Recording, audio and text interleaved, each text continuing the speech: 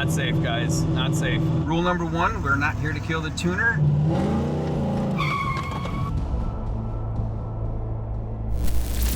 In this video, I will be transforming the former world's fastest Cobra Mustang into the car that it was 22 years ago before it was left abandoned. And my goal for this project has always been a period correct restoration that doesn't take anything away from what made this car the fastest Cobra back in the day. Now we have to get the Cobra ready for a dyno tune, so we're gonna see how much power this supercharged beast makes. But first, we have a clunking noise coming from somewhere, and so let's go for a test drive and clunk around a bit, see if we can figure it out. So this noise seems to be coming from the rear. Yeah, something is loose here. I can hear that already, okay. Oh, okay. That's gotta be the roll cage. It's been doing this forever, and there's a bunch of roll cage in the back. Hey, let's take a look. When I was doing the wiring job on the Cobra, I'd removed a lot of the interior, but I took most of the rest of everything else out too to try and find this noise. So underneath all of that was this. This stuff is literally just banging around back here like none other. This one is connected, these two are not. It's because the car has the removable door bars that connect right there on both sides, you know, because it's kind of a street car. So this is definitely most of the noise, but I think there's something else underneath that's causing this that's actually kind of normal. My Mustang is in the air, and this is kind of what I suspected is what's going on, and it's because race car. All right, check this out. These spin together, but if we spin in opposing directions, you hear that? Yeah. That is a locker differential, and it is very normal for them to clunk when you go from reverse to drive. I had a locker in my Turbo Trans Am. It did the exact same thing, and I hated it. And I even went to a spool, and that was better, but that was horrible too. Around turns, you're skipping around. So basically this does unlock. It mechanically unlocks around turns, but it locks in a straight line when there's about 100 RPM or so difference between each side. It has centrifugal force and weights that will lock it positively when you're going forward. So it's just a race car, guys. It's pretty typical. They swapped out the manual for an auto. They swapped out the independent rear for a solid with a locker. So that's what the Mustang's about. Oh, and check this out. This will definitely cause some noises. This bolt has completely backed out for this lower control arm. It should look like that with a nut on it. So lockers are definitely loud, but bolts that have moved out on you can be pretty loud too. Just imagine the whole rear end would be banging back and forth. Oh, wow. Look at how much that moves. This is awesome. Wow. Definitely check over old race cars before you really drive them. I've just kind of driven this around the block a few times, but this will be our first really long drive, probably like 75, 85 miles today. All right, let's see if we can just hit this back into place. Oh, wow. Yeah, it's going right in. Sweet. I found a nut to fit that bolt, so let's tighten it up. Good. Let me tell you, wrenches like this are awesome. Look at this. You can get in there and hold that nut perfectly. Pry bar test passes, perfect. I've checked over all the bushings and mounts, everything is tight. It was just that. So hopefully that fixes a lot of the clunk, although you're still gonna hear a locker. So because of the oil filter blowing up madness, I had my mechanical oil pressure gauge in here like literally for the last couple months, and every cold start I would check it, and it is leaking from here, but we could say goodbye to this and go back to the original sensor. So let's screw this guy out. Cut our zip ties out of here. This is one of my oldest tools, my oil pressure gauge from Snap-on. Might lose a little bit, I'm gonna be quick about it. Oh yeah. Ah, there we go. Not too bad. Cupcake tin for the win. That rhymes. She's tight. Nice satisfying forward click. And yeah, I mean, I did everything in the other video. Transmission's done, the exhaust is back on. I've looked everything over, it runs great. One thing I do want to do, our dyno appointment is next week. I actually am going to drive to the dyno and have the tuner just go around the block with me with his computer hooked up, see if he sees anything weird. Whatever you can do to save yourself and your tuner some time is always appreciated. Now, something else that I've discovered recently that will save you a ton of time and headache is incogni.com. This is an amazing service because I don't know about you guys, but I hate spam, and the reason we get so much of it is because our personal information is being sold to data brokers, and then everything is getting put on a list and even published to the internet. Information like your address and social security number could be floating around online, and you definitely don't want that. This can be used by companies and individuals to harm you, and the good news is that you have the right to ask these brokers to remove your information. The bad news is it could take you years to do this yourself, as there are hundreds of these lists and they don't make it easy. Incogni.com is a great service that does this all for you and quickly. All you have to do is click on my link below, create an account, grant them the right to work for you, and they get right to work contacting these brokers on your behalf and fighting until your info is removed, and you also get a 30-day risk-free trial. If you're not satisfied, you get your money back. Now, I'm a big fan of their annual plan because as a member, they're gonna continue to fight to get your information taken off of new lists ASAP, and right now, you guys can get 60% off an annual plan by going to incogni.com/legitstreetcars or by clicking on the link down below and using coupon code legitstreetcars at checkout. So take control of your data right now with Incogni. Click on that link and enjoy life, all right? This is gonna take a lot of stress away from what you already got going on. And with that, let's continue with a stressful Cobra project. Locker or no locker, this thing is still cool, but the alignment is off, as you can tell, so we're gonna go get that fixed. I got an alignment shop down the street that said they'll have it done by tomorrow morning. Now that is more like it. It's the next day and the alignment's done. Sweet. This is pretty cool. I'm just at a normal gas station getting gas. Is this the first time I've just gone to a gas station to get gas? I've been filling this with a tank at the shop, but it just drives down the road great and it needs fuel. I clicked off early. I thought I filled it up. Oh well, I'm sure this thing gets really good mileage. All right guys, so this is seriously like a maiden voyage for me. I'm driving out to the tuner about 4 days before the actual tune because he's gonna hook up the computer and we're gonna drive around and do kind of a little bit of street tuning. But I have a 30-mile drive. That is the farthest I've ever gone in this car. This really is kind of the first time that I'm truly driving it a distance. So everything is great right now. It's running perfectly, knock on steering wheel. Why do I say this stuff? I should just, everything's gonna go horribly wrong and the car's gonna blow up before I get there. Yeah. Look at this, vacuum is perfect. She's idling great, good oil pressure, battery, coolant, everything. Well, check engine light. That's normal on a car like this. You know what I'm listening to right now too. Load up! Alright, we're about to get on the highway though, for the first time ever for me. I gotta say, it handles pretty well for having no front sway bar. And now we're gonna pass a toll, and I totally forgot my iPass. Do you guys have tolls in your state? Ours cost a ton of money, and I'm not exactly sure what they do. But anyhow, we're getting on the highway, and the speedo is like 15 or 20 miles an hour off, so hopefully we can get that fixed today. So we're really doing about 60, or you know, whatever the legal speed limit is. Oh, which is actually 70. In that case, we really are going the legal speed limit. Alright, we're at 66, 67, and it's reading 90. And there's our RPM. I don't know what gears we have in the back, but I'm assuming they're pretty numerically high. But anyway, cruising along. We got another 21 miles to go. This is too cool, guys. Seriously, what a dream. This is awesome. 99 Cobra cruising down the highway on a beautiful day. I say this sometimes on maiden voyages like this, but it doesn't get any better. It doesn't get any better. Resurrecting a car that's been sitting for over 2 decades, especially one with history like this, it's so cool. We're back. We're back to the early 2000s right now. Music and all. Look at this. We just hit 17,500 miles. This thing was turned into a race car when it was brand new, basically. All right, we're almost there. Hampshire or Hampshire. What do you guys say? Hampshire or Hampshire? Sounds like an old British town back in the day before we gave them the boot. So it was probably Hampshire.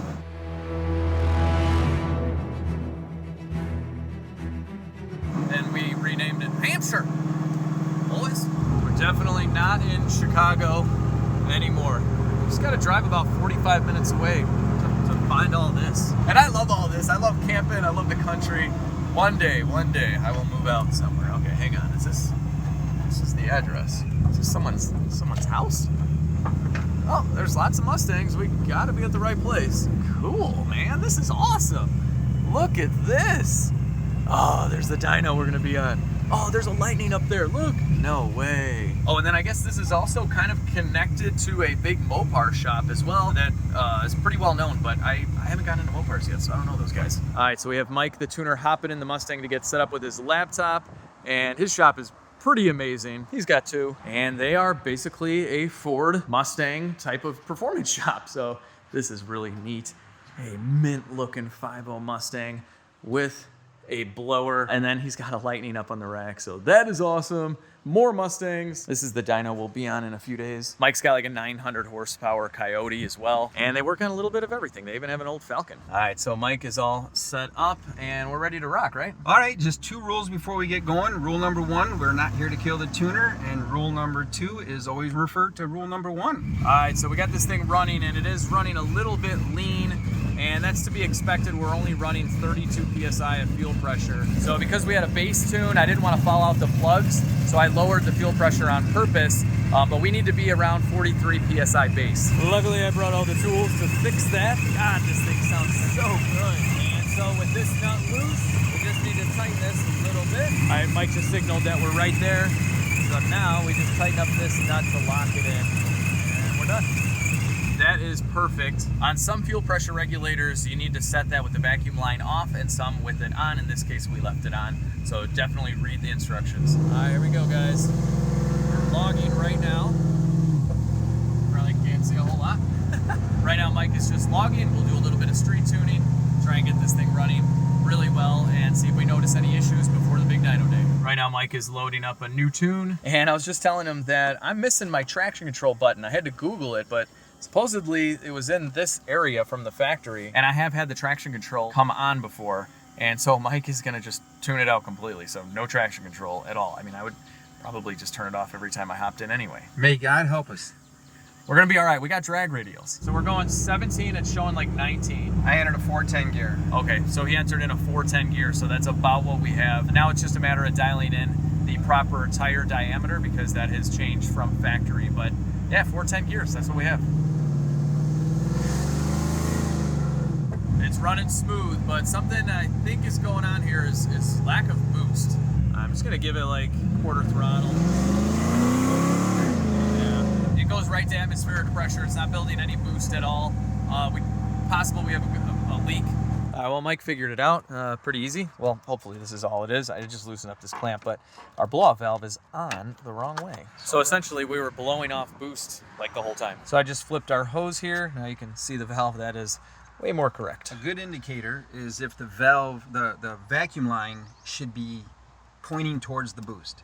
That's the best way to hook these up. And no matter what the brand is, what the model is, if it's open air, recirculating, the vacuum line wants to go towards the boost, so it pulls the plunger open, which allows the boost to go around the corner. Oh yeah, that was a couple pounds. Instant, we couldn't get anything before, it would just go to 0, which makes perfect sense. We had a massive boost leak. And I just checked because this car had 2 blow-off valves when I first got it, and they were both installed correctly. So I don't know how that was working for, you know, whoever had this car 22 years ago. All right, guys, I just dropped Mike off. We had a very successful preliminary street tune, but I do have a list. I have some homework to do before the actual dyno. Let's go head back to the shop and write it all out on the whiteboard. All right, guys, it's the next day. Cobra is back at legit street quarters on the rack. And here is the Cobra dyno stuff that I want to take care of before the actual dyno session. Not having really any big issues here, but the belt, it is pretty loose. Let me show you. Yeah, I don't really like this. It's okay. And it's not slipping yet, but I also haven't really gotten into boost or high RPM, and I don't want it to start slipping on the dyno when I know that that is looser than normal. So I kind of had to guess at the belt length because the original belt was shredded. So anyway, we have that. And I'm hoping these next two are related and that I can knock out 2 birds with 1 stone. So this car, when you're just driving around, is at about 13.5 volts, which is fine. But when you hit it, it goes down to about 13.0, which it's a 12 volt system, obviously, so 13 sounds fine. But typically this would be in the upper 13s, and that roughly 1 volt can make a big difference with fuel pump voltage and how much fuel it's gonna flow. I found a little issue, not our awesome vacuum in drive at idle, but on the other end, we're only making about 5 pounds of boost. Check this out. I mean, that is roasting the tires. So it'll do like 4 or 5 pounds. And obviously with RPM on this style blower, you'll get more boost. But I've tried this a few times, even at different speeds, and it just maxes out right around 5. All right, so I've temporarily removed the blow-off valve out of the equation. So there's just a cap right there, and we'll see what happens. All right, let's see if this changes at all. No, but that is a lot of fun. All right, I've checked for boost leaks as well. So I think that's it. I think it's just making 5 PSI, which is not a lot of boost, especially because we have a forged engine. So yeah, we need to fix that. So I think I figured out the issue here, and it has to do with the supercharger pulley. Not that it's broken or anything, but I think it's too big. It measures in at 3.65. I called Vortec. They said that is the stock pulley that would have come on this kit, and on a totally stock Cobra with a stock exhaust system, it would make about 7 to 9 pounds of boost. Now we have a very free flowing exhaust system, which is actually going to lower the boost that you make because everything is more efficient. There's less of a restriction, and we also have a much lower compression ratio. So seeing about 5 PSI of boost in this situation makes perfect sense, which means the only fix for it is to pulley down. Now, unfortunately, that requires us to remove the supercharger. So let's get to work. All right, let's take this coolant reservoir off first. Move you to the side. There you go. Get out of the way. And then we have this intake elbow. All right, she gone. All right, loosen up some more clamps so we can get this pipe out. There we go. All right, I've loosened up the belt and the feed line for the oil to the supercharger. And we'll just place that right over there. And this is the return right there. So we're not gonna lose any oil since this has to be higher than the oil level so that it doesn't create a blockage or restriction. It's gotta be a free-flowing drain. All the lower blower bolts are loose. And then we just have one up top. Oh yeah, supercharger is loose. I'm hoping I can slide this out without messing with the cooling system. There we go. All right, it's hitting this hose, no big deal. Can we just simply slide you off now? The last time I had this on and off, there was a lot less stuff here. Oh, nice, not bad. Not bad at all. With the blower off, we can remove the pulley. So these pulleys are keywayed. They should just slide off in theory, but this thing's been on here for a couple decades, and it's just probably a little corroded on. A little penetrating oil in here. Let that soak. This pulley is not coming off. You don't want to force it because this is directly connected to this, and it is very balanced, so you don't want to just start beating on anything. So we're going to do what would obviously be next, which is use a Chrysler harmonic balancer pulling tool and a torque converter bolt from a Ford transmission. So we'll put our Ford part here and our Chrysler part here. Now we can thread this down like that until it's nice and tight. And then we're just gonna tighten up this bolt and we'll hold this tool, and I can already feel the pulley just sliding right off. Hang on, I almost forgot the last step in the manual for this. Now you gotta swap out the Ford torque converter bolt for a brake hose bolt from a 1995 Eclipse GSX. It's longer. And now you can tighten down your Chrysler harmonic balancer tool, and the pulley should come right off. All right, cool. Old blower pulley off, and the Eclipse brake hose bolt just slides right through when you're done. You don't always need the right tool. Sometimes you just need the tool or tools that work. So our 3-inch pulley just came in the mail. I got this from Terry Beefcake Reeves. I've never met the man, but here he is. Beefcake is his nickname, and he's the original owner of my Cobra Mustang, and he owns Beefcake Racing, which I'll link down below because they really helped me out. From Vortec, this was like a week away, and from him, it was like a day away. Oh, this is really cool. I never read this part of the magazine, but he put 33 runs on the Cobra in only 3 hours at the track. It's pretty good. So the supercharger is keywayed, and the way I like to put these pulleys on is to pull the keyway up. That way you have it lined up perfectly first, like that. Now with the pulley in place, it is press fit. We're just gonna heat it up a little bit. Spin it around while we heat it. And all we're heating up is this outside portion. We're trying to expand the metal a little bit. Yeah, there we go. Now it's just pushing right down. Yeah, perfect. There's really no need to beat this on with a hammer. It goes down if you just heat it up. With it pushed down all the way, a little bit of blue Loctite on the bolt. All right, that's it. Before we put the supercharger back on, we're gonna install our shorter belt. I always take a picture of the belt routing, just makes life easier the next time. But Vortec told me that I should need about a 3-inch shorter belt. So we'll see how that goes. Let's see, we should be able to remove this without taking the tensioner out. We're good. Okay, here's our old belt, and we'll feed in our new belt the exact same way. So what I did to not remove the belt tensioner is I just squished the belt together and fed it in right through there. And we'll go around the AC compressor first. There we go. New belt is routed, and only one thing left for right here. That would be this, our new supercharger pulley. You know, with the supercharger attached to it, you always need that. All right, around the coolant hose she goes. All right, there she is. Start getting some bolts in. All right, guys, this whole belt situation is not going well. If you're into turbochargers over superchargers, you can kind of like count this as a win for your side, but yeah, the belt situation just, it's not good right now. The supercharger is off again. I have made like 5 runs to the parts store to try and find something that will work. Long story short, this is an 8-rib, so kind of a rare belt. We had a 113-inch belt. Vortec suggested a 110-inch belt, which is way too short. It just doesn't work. I need it to be right in the middle, like 111.5 or something like that. And no joke, this belt is so rare. There's companies charging $500-600 for this belt. I think it's technically for heavy duty, you know, industrial machinery or something like that. But we were able to find a 10-rib belt that is 111.5 inches long, and unfortunately, I'm gonna have to make that work. So let me show you what I'm gonna do. It's this cool-looking green guy, and we're gonna cut you. You're getting cut. So you can see here, this is a 10-rib. Unfortunately, this belt was really expensive too, at $150. And I've never done this before, but we are gonna cut right into it with a razor blade. No pressure at all. Cut. And this is a good belt. It is very thick. All right, I've made it through the belt. I think that is gonna be the most important part, is that initial cut. Oh man, yeah, that's tough. There we have it, our first cut. All right, I just practiced on this Mitsubishi Eclipse belt. It's in rough shape, and I did it twice.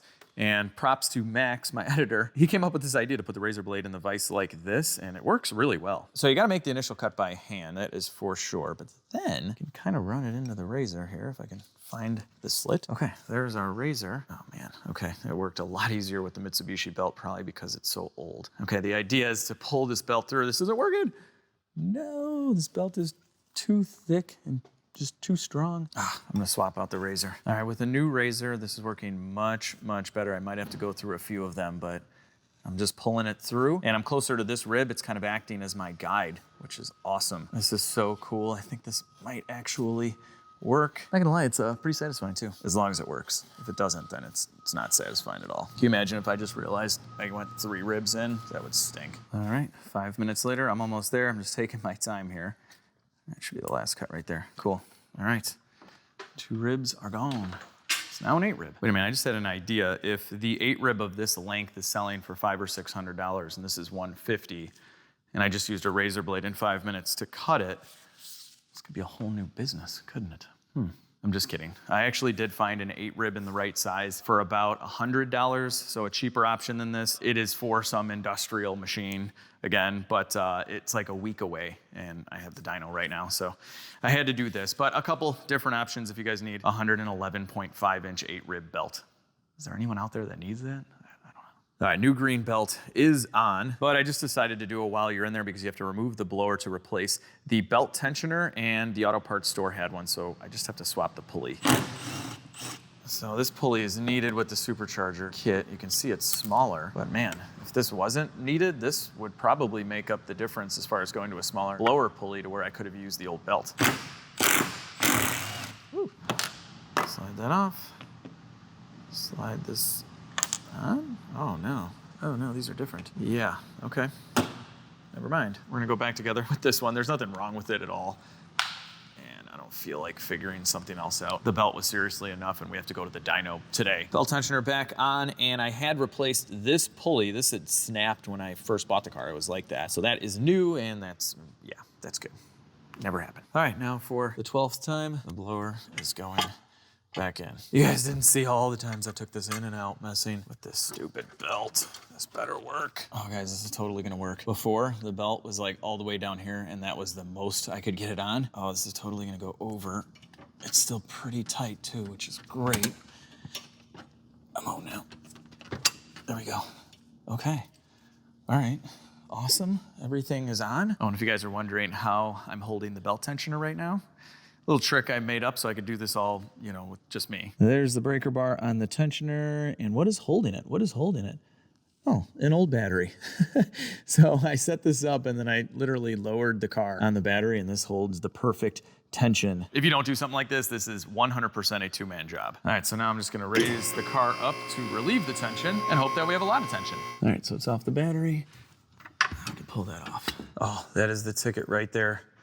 Oh, perfect. Oh, this is so great, guys. You don't understand. I spent probably 5 hours messing with this, and we have a nice belt that is tensioned properly, and it's green. It's like the Christmas Mustang now, red and green. Well, I messed up. Blower's gotta come off again. The old pulley had self-clearanced itself to the alternator. I had done a little bit of clearancing just to give it more, but yeah, with the new pulley, it is hitting down there. So right now, it's locked up. Here we go again. Totally locked. Can't spin the crank at all. It's a good thing I checked. That would not have been good. That pulley would have just dug right into the alternator if it would even spin at all. I took the belt tension off and yeah, we can't spin this pulley at all. Blower's gone, everything is protected. And I think it's this final rib right here. And so we gotta grind down.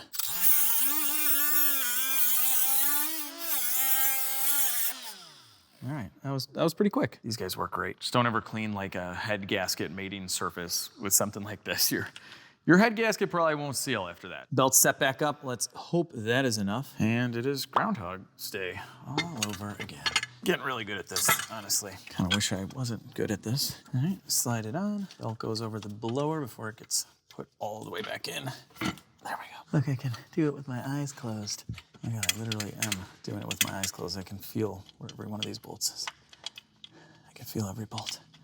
I'm in tune with my Cobra. This is kind of like the animal in Avatar where they like jump on and they like become one or something. This is my Avatar animal thing, whatever those things are called. Apparently this isn't my Avatar horse dragon. It's spinning right now and the blower's tight, but I don't like that. I'm gonna do that whole thing over again. I won't show you guys, but I gotta keep grinding the alternator and yeah, after I'm done, we'll just start it. No joke, I had the blower on and off 5 more times, but now I have all the clearance in the world. Everything is back together.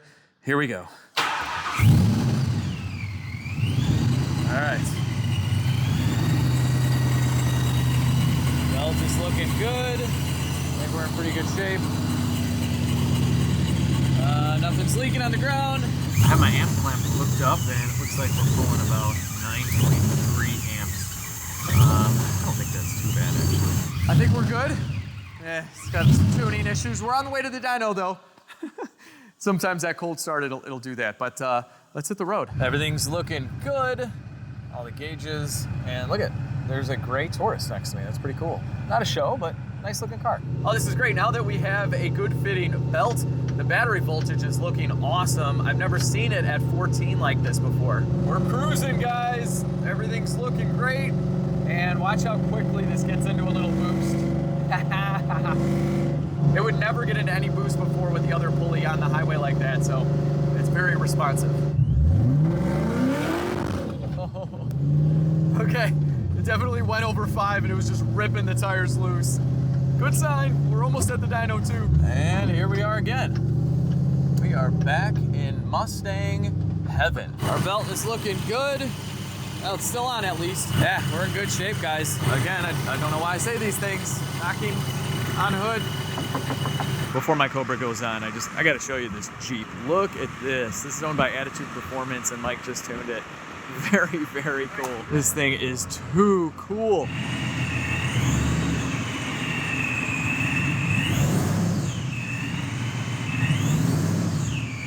All right, Mustang is all strapped down on the dyno and looking pretty. And we have Mike in here messing around with the tune right now. So I'm getting my Cobra tuned by Mike at Dyno Tune MP, and this is one of the best Mustang tuning companies in the entire Midwest. And it took me a while to get in here because Mike is always booked up big time. And if you guys have been following along with this build, I've gotten a ton of parts from MustangPartsUnlimited.com. Awesome website. And Mike owns that too. And Mike loves Mustangs, so you should buy Mustang parts from Mike. No, but seriously, they've been a big, big help on the technical side as well. The parts that I've gotten, if I have questions, they've answered them. It's been awesome. All right, right now Mike is just setting up the dyno, but man, does this thing sound good.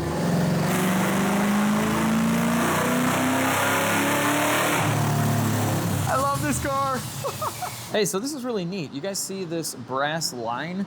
It's running into this box, and here's where the wideband O2 sensor is. And this really helps out, especially if you have dumps, so they can stick that tube deep into the exhaust and get a really good reading. I've never seen that before. It does use compressed air to suck the exhaust in, so we might hear that run, you know, every once in a while. Since we're on a new dyno, I'll show you guys what's going on with the graph. So on this bottom, we have AFR and boost. So this is boost. We got up to like 5 PSI on that short little hit. And this one's AFR. This is 12.0, this purple line. We went pig rich, which is normal for a first hit. And then up here we have horsepower and torque. Torque is the high one at the moment.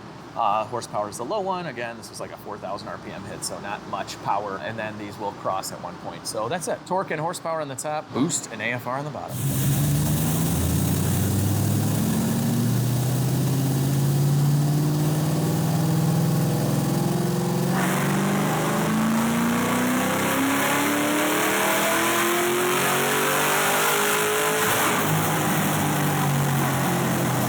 Oh man, just about had a heart attack on that. That was like our first wide open throttle run right there. Okay, whew. It's good, it didn't blow up yet. All right, here's that run. We got up to almost 12 PSI of boost, which is really, really nice. That's what I was thinking about, maybe 12 to 14. And we're only at 6,300 RPM. It did go rich again, a little bit better than before. So we gotta fix that because it'll be down on power. You can see a little black smoke out the back. 402 wheel horsepower, 360 foot-pounds of torque. It's time for run number 2. So on that run, Mike had very little timing, which he does on purpose because you want to dial in the AFR first, and then we can inch in a little bit of timing once we know that's set. Fuel pump is running at like 50% duty cycle, which is awesome. It means we have a ton of fuel pump. The injectors are very low duty cycle as well. So our fuel system is good. Everything is okay. I think I'm gonna knock on part of this 0304 Cobra. I'll just do the headrest, knock on 0304 Cobra headrest for good luck. But look at this, this is so nice. Look at, gosh. But this looks good too.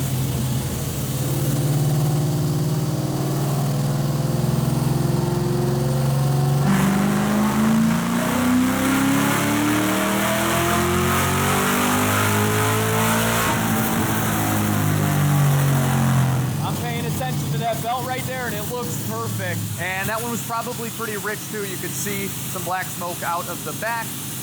That's okay, this is how it goes. You want it to start off rich, if anything. Sorry, I know it's loud, not only the car, but the air system for the wideband, but that was a pretty good run. So we ran it a little bit higher up with the boost, and on this style supercharger, the more RPM directly affects your boost. You're gonna keep going up. So we're at 13.5 pounds of boost. We gained about 50 wheel horsepower and a decent amount of torque as well. And our AFR is getting much, much closer. So right now, Epi has adjusted my throttle screw, which is right in there.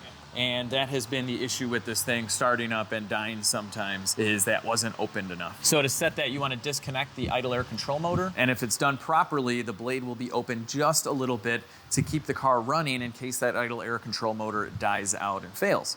So right now, it should be good. We should have really good startability. Did I just make a word up?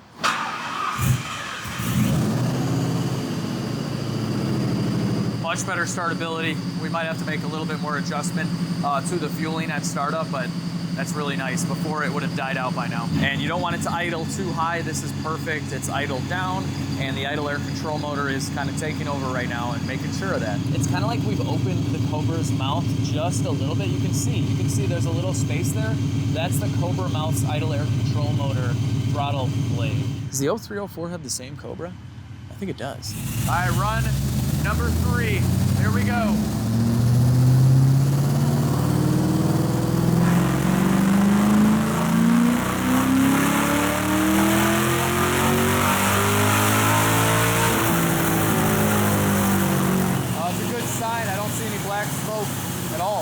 down was just with a little less fuel, same super low timing. Nice backup pass at 451, and we're past 400 on the torque. Going for another rip.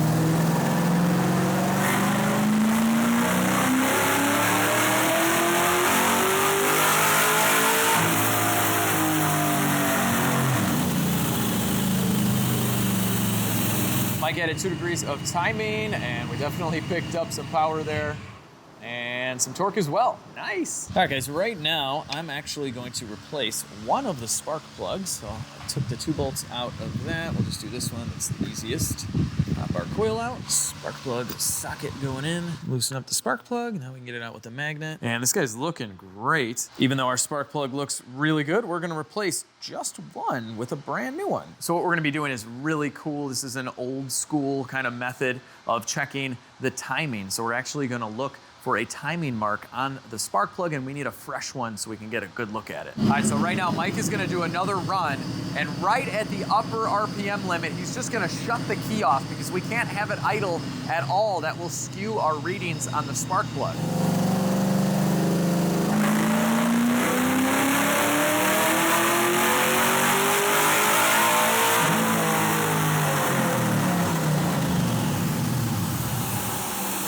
That's it, he shut it down. The thing's still rolling. Look, it's a hybrid now. Cover's off, and we'll pull out the spark plug now and take a look at the timing mark. All right, let's take a look at our new plug. All right, guys, here we go. What we're looking at here is this little dark line above the shadow of my thumb. It's kind of hard to see. In person, you can see it pretty well. So what you're seeing there with that line is the cylinder temperature. So if we advance the timing, we give it a little bit more time to build cylinder pressure, so it's gonna get hotter and that line will move. So it'll move closer to the spark plug threads. Now, on some race cars that only need to run for 6 or 7 seconds, they'll run crazy timing and they'll run that line really close to the threads. That's not what you want in a street car. But we saw where the line was, and now we know we can go at least a couple more degrees of timing with being totally safe. And this is how they used to do it before computer controls and everything. You would take a run, shut it off, check your plugs, and keep going to set your wide open throttle timing. So we are extra safe right now. We're gonna add a couple of degrees and then retest. All right, so we have the new tune file, a couple more degrees of timing, and we'll check the plug again too. And let's see what she does.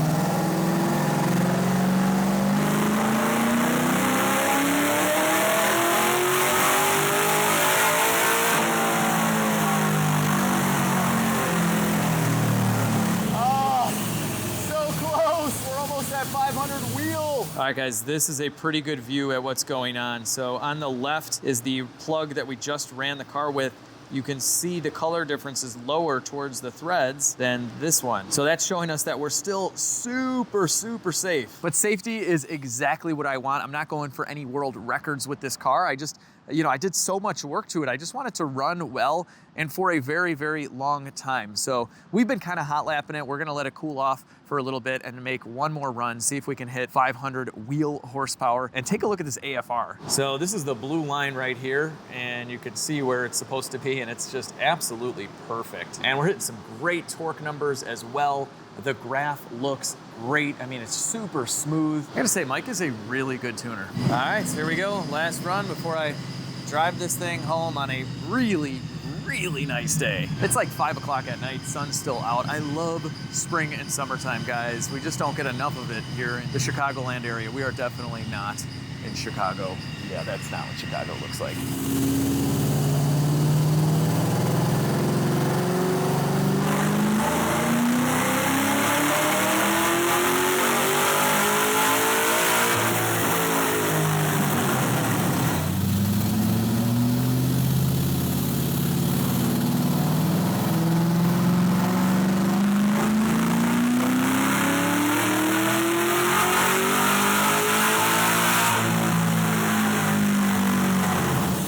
This thing is so consistent. Look at that. Those are the last 3 runs. So we're gonna call it a day on the dyno. The graph is perfect, AFR is perfect, timing is perfect. And if I wanted more power, I would definitely need to run more boost, and there is a lot left in this because we have an 8.5-to-1 compression ratio engine, and I wasn't exactly sure how much boost our pulley combo is gonna make. So we're seeing it's making about 15 pounds of boost, and God, we could probably run 3 to 5 more and make another, what, 50 wheel? Probably 15 horse per pound. Yeah, Mike's saying about 15 horse per pound. And then if you go down the rabbit hole of E85 or race gas, this could easily have gotten into the 600 horsepower range, with those mods. But I'm good. We have a super safe car that runs great. Thank you very much, Mike. No problem. It has been a pleasure working with you on the Mustang. Seriously, the tune, it's right behind you. It's great. Yeah, the graph turned out real nice. I mean, air-fuel ratio is just below 12, so it is, 11.8, 11.7, 11.9, which is nice and safe. We're not building a full-out drag car, so this is something that somebody could just beat the living crap out of and not have to worry about exploding. There's a lot of guys that'll bring it right up to the ragged edge, and then it's a one-hit wonder, and 2-3 weeks later they're wondering why it broke. It's not fun if you're in the garage. So I think the car's got a lot more potential in it, a little bit more boost, and you can come up with some octane someday. Come on now. Nah, I hear you. It's a nice car. We are good, yes, definitely. So, all right, I'm gonna hit the road and drive this for the first time. I mean, I know I've driven this, but you know what I mean. Here we go. Rolling off the dyno. Got my dyno sheet. Don't want that blown away. Okay, I now have a 1 hour long ride to get home. Oh. This is with a full-blown drag radial, just insta power. Wow. That is awesome. This car is so cool. God, it just runs so well, guys. I mean, this tune is spot on. It feels great. Honestly, these race seats, they feel pretty good too. Still handles well.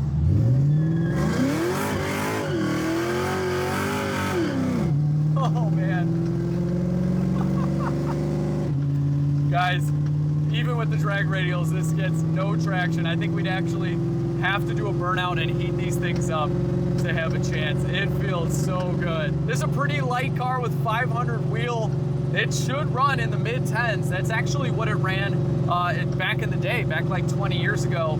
And I believe it dynoed at like 560 back then, but that was with race gas, and I think that might have even been with the stick shift, which is like a 50 wheel horsepower difference. So yeah, we've definitely put the car right back in the same general ballpark that it was in 20 years ago when it was the fastest Cobra in the world. And can we just take a moment to appreciate that the fastest Cobra in the world only ran a 10.5, like to today's standards, that's kind of slow. But for anyone that's not been in any kind of fast car at all, it's still cooking. 10.5 is fast. Are you guys dealing with cicadas in your area right now? Because here in Chicago, we have about 5 trillion of these things. Unfortunately, a lot of them are dying. Or fortunately, I don't know like the cycle of life and Mother Nature or anything. I'm not sure what's going on, but check this out. I mean, look at this. This is right by one of my trees. They are all over. They were all over, like you could barely even see the tree, but as you can see, they've been falling down. A lot of these are just the shells that they come out of, but you can hear them too. Some of them do this. I'm not sure what's going on there, but they make a lot of noise. You're walking down the sidewalk and they are everywhere. Kids are running them over with their bikes. The cicadas are taking over, and I guess this only happens like, I don't know, every 18 years where all 3 of the species like hatch at the same time or something like that. So yeah, it's cicada land. All right, guys, it's a couple days later. I've been battling a ton of rain around here. It was a beautiful day, and then it just started drizzling. But anyway, it's dry right now. We're in second gear. I think this is the only way we have a chance at any traction. Let's see. Nope. Jeez, I can't believe it, guys. Is it because it's just so lightweight? I mean, it just rips. I was going like 30, it just immediately blows the tires off. Man, this thing is wild. Let's try it at a higher speed. Oh my God. Like you guys saw, I have higher horsepower cars than this, but like we noticed this on the dyno, the boost, I mean, especially with this kind of blower, it's just instant. And I think what's going on here is this has like a 3500 stall converter, and it was set up for drag racing to put you right in that power band because the blower is so dependent on RPM. you want to be higher in the RPM, like as quick as you can. And that is exactly what this thing, I mean, this was a purpose-built drag car. It is not meant to do much else than that. And it just immediately gets into that power and just rips. So I think there is a lot of adjustment with the suspension. So I don't know where they last left it, but I think you need to play with the suspension a lot, heat the tires up. Sticky ground would help quite a bit, but man, this thing just runs so good, it rips. Well guys, I was gonna try and hit it in third gear, but the clouds are coming in, it's gonna rain again. This is great because I just planted new sod, but it's just been raining like crazy, and even with moisture in the air, I'm honestly afraid of this car.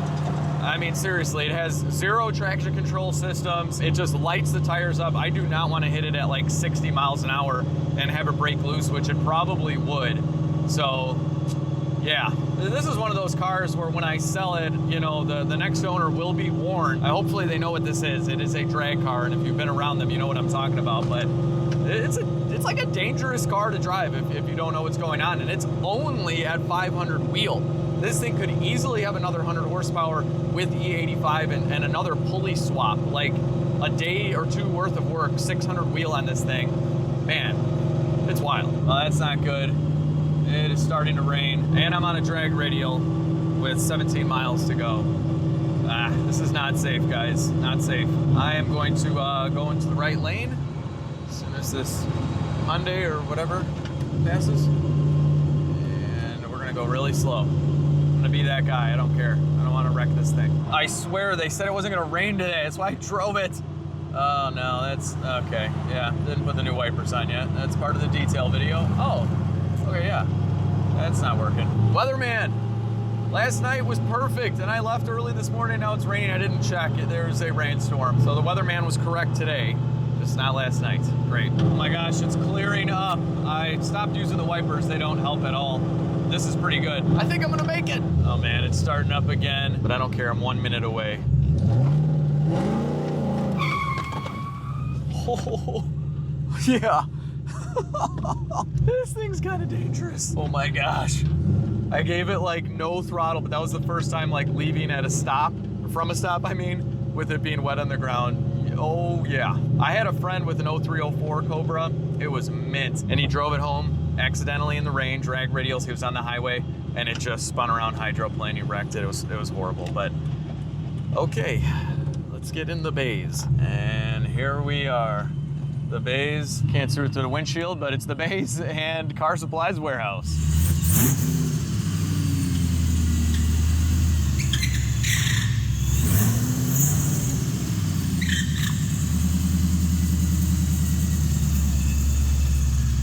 I'm sorry I'm late, dude. I had to go like 30 miles an hour. I mean, you saw this thing coming in. Yeah, nothing like driving a drag car in the rain. Yeah, exactly. So here she is. Okay. And yeah, it needs a ton of work. So what we have going on, guys, for the next video is gonna be a full-blown paint correction, cosmetic restoration. We're getting the old school roll cage painted and put back in, and we're gonna make this thing look like it looked, you know, 22 years ago when it was a magazine car. So, right? Okay. We're gonna do that, right? We Sure. can do it? He hasn't looked at really anything yet, and now it's in the rain, so it looks kind of good. But anyway, in that video, we're also gonna have a little bit of fun with the car, and I am gonna sell it to someone very special that has some sentimental value with this car. And it's gonna be a feel-good story. It's gonna cost me a little bit of money to make it happen, but I don't care. This car will go to a good home. So anyway, with that, guys, join us for the next video with Jason here at Car Supplies Warehouse at the bays. It's gonna be awesome. And if you haven't already, give this video a big thumbs up. Share the video with your friends. Subscribe if you haven't already. And most importantly, have an awesome day. I'll see you in the next one.